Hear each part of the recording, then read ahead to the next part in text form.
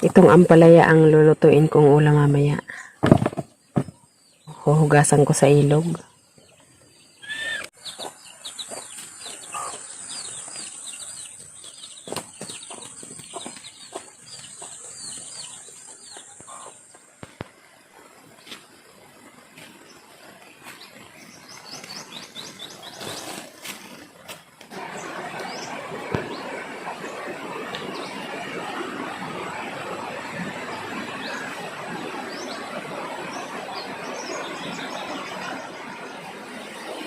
Oh, bumaha pala ng konti. Lumabo ng konti ang tubig. Kanina kasi guys, umulan ng medyo malakas.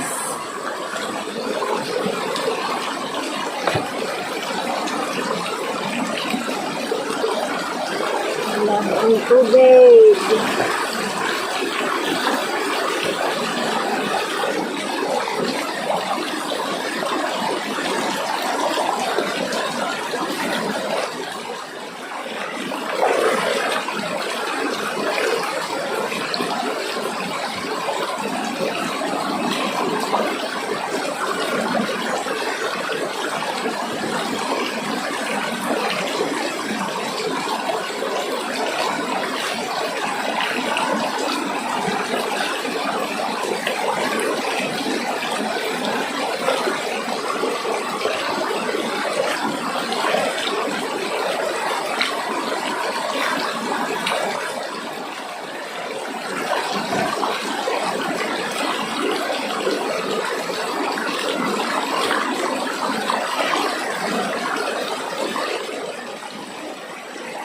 Ito guys, malinaw. Kukuha tayo dito. Dadalhin natin sa tubo.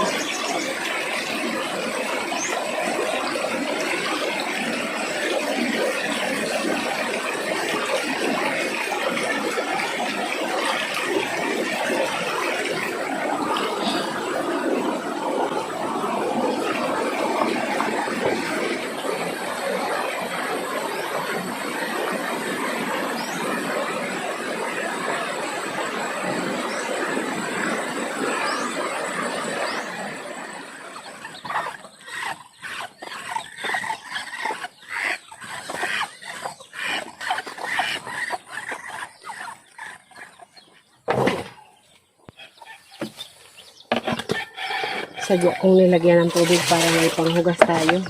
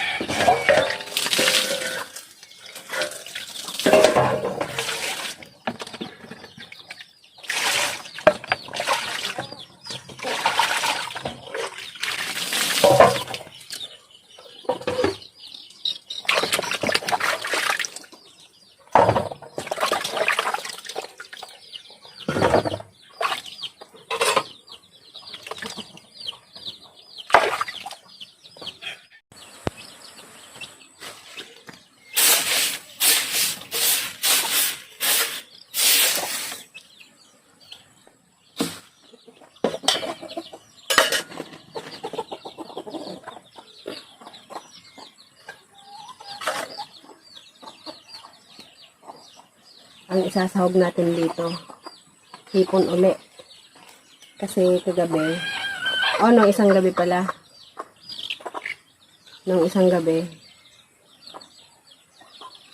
nag-ilaw daw uli si Manong. Marami uling nakuha. Nagtira siya para makatikim daw ako.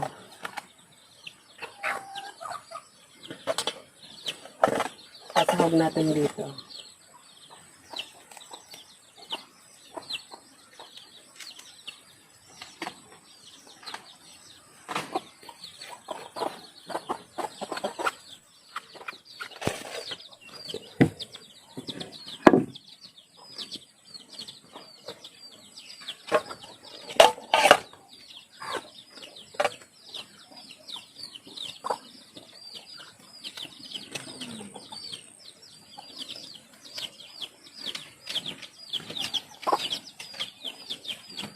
Ito guys, ampalaya. Mas gusto ko nito. Nalalasahan yung pait. Dati sila kambal, hindi sila kumakain ito. Pero ngayon kumakain na.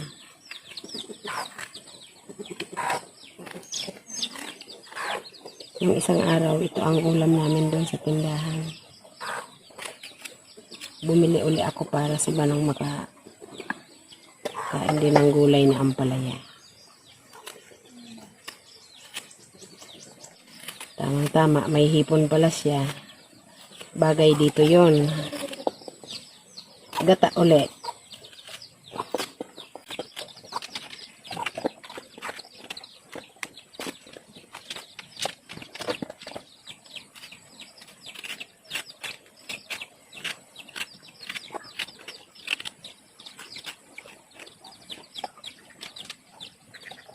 Dati nagugulay nga kami nito na ginisa. Wala lang sahog, pero maraming toyo. Igigisa sa toyo na marami, saka yung mantika. Kailangan halatang halata yung mantika. Pero ngayon hindi na pwede yon. Kasi ang mamantika sa mga nagkakaedad na hindi na maganda. Konting gata lang ilalagay natin.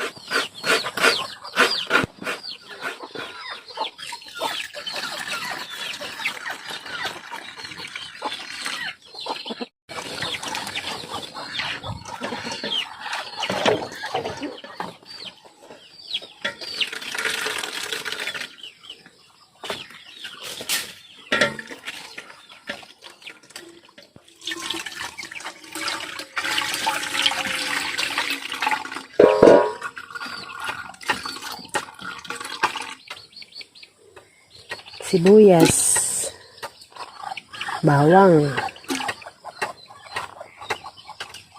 at maraming luya. Yun. Saka pakukuloyin natin.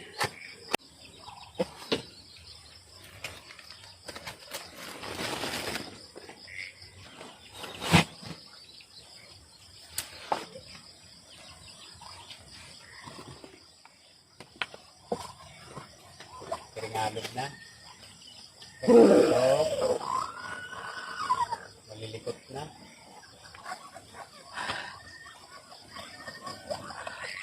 Ayun.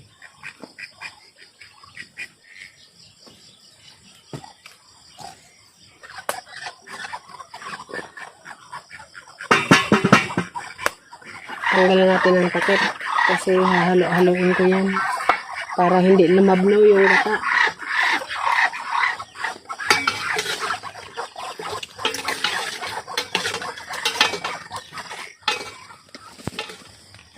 Maglagay tayo ng asin.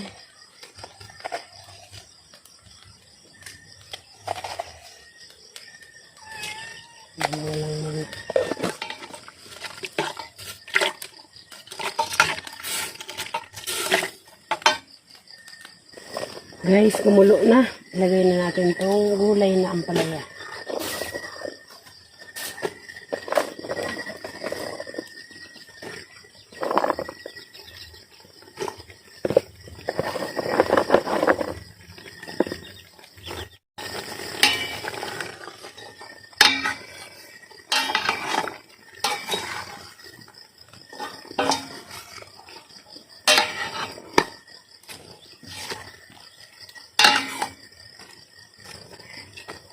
Hindi pa rin natin tatakpan yan kasi pwede pa rin lumabnaw yung gata pag pinakpan. Mamaya balik na rin natin ulit. Guys, luto na. Hanguin na natin. Half cook lang.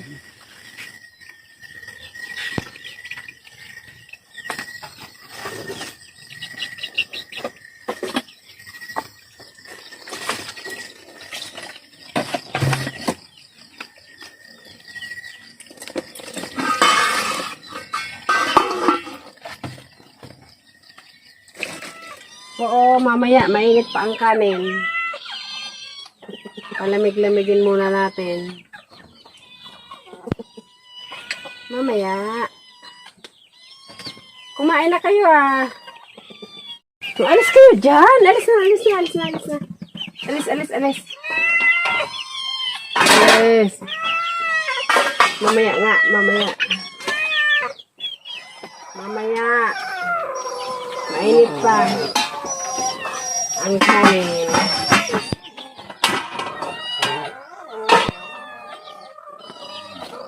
Ito guys yung niluto ko kagabi. Kain po tayo. Kagabi, hindi natapos yung pag-vlog namin kasi nagkainisan kaming dalawa. Siya lang kumain, ako nag-walk out na. Natulog na ako.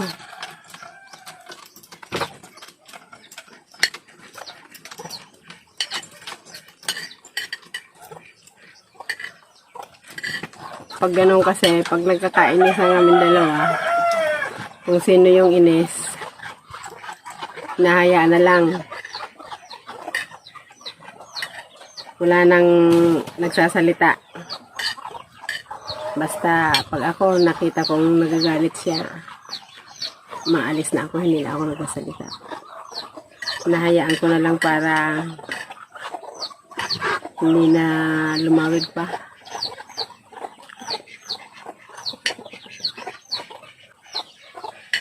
Meron lang kami dalawa. Pag nagkakainisan, walang nagsasalita para hindi na magkasakitan ng loob.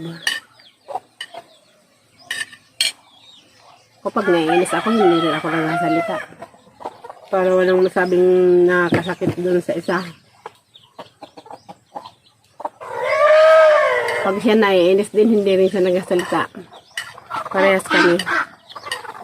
Wala kaming sinasabing masakit ng salita sa bawat isa. Basta pag nagkainisan, tahimik. Pero pag nagkainisan, tatahimik.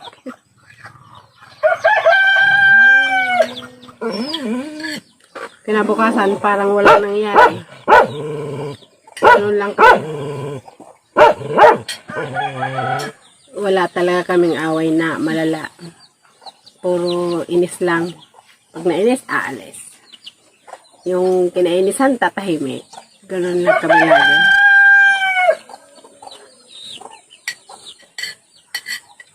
Kaya yung vlog namin gabi hindi natapos. Ngayong umaga ko natatapos. Kaya guys,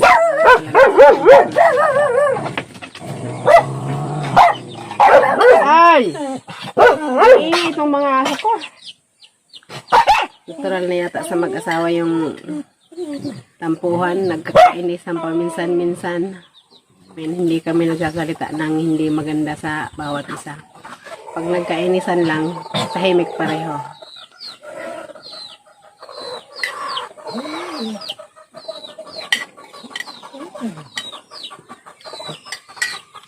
Wala kaming sagutan.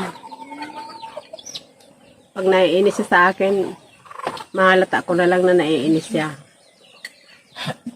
Pag ako rin naiinis sa kanya, hindi na ako nagsalita. Alam niya na pag hindi na ako nagsalita, naiinis na ako niyan. Ganun lang kaming dalawa. Walang pangayan. Silent war. Pagdating kinaumagahan, parang walang nangyari.